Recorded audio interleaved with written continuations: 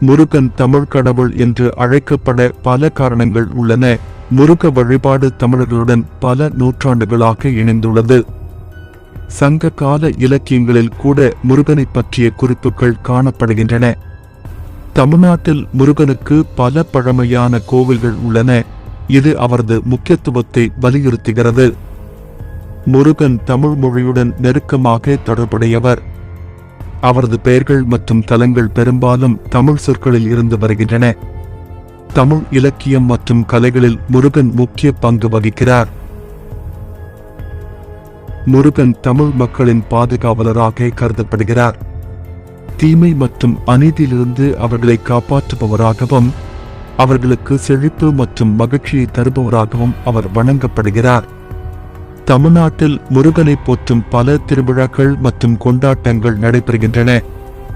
தைப்பூசம், பங்குனி உத்திரம், கந்தசஷ்டி போன்ற முக்கிய திருவிழாக்கள் தமிழ் மக்களின் வாழ்வில் ஒருங்கிணைந்த பகுதியாகும். முருகனை பற்றிய பாடல்கள் மற்றும் கவிதைகள் தமிழ் இலக்கியத்தில் பாரம்பரியத்தை உருவாக்கியுள்ளன. திருமுருகற்றுப்படை, கந்தபுராணம் போன்ற புகழ்பெற்ற இலக்கியங்கள் முருகனின் புகழ் மற்றும் மகிமையை விவரிக்கின்றன. முருக வழிபாடு தமிழ் சமூகத்தில் ஒருமைப்பாட்டை ஊக்குவிக்கிறது. பல்வேறு சமூக மற்றும் பொருளாதார பின்னணியைச் சேர்ந்த மக்கள் முருகன் கோவில்களில் ஒன்றிணைந்து வழிபாடு செய்கிறார்கள்.